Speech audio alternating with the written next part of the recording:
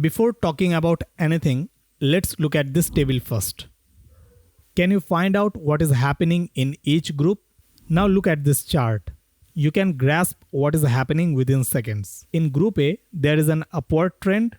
In group B, there is a growth at the beginning, but after some time we can see the decline. In group C, there is linear growth with only one exception, and in group D, the x-axis represents a category and all value falls under two categories.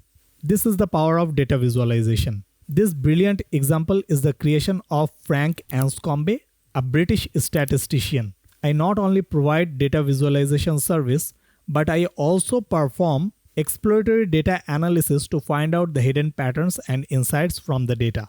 After that, I find out the important KPIs and put them in the dashboard so that stakeholders can monitor the key business factors and can make data-driven decisions. So if you are looking for someone who can create dashboards in Power BI, just give me a message.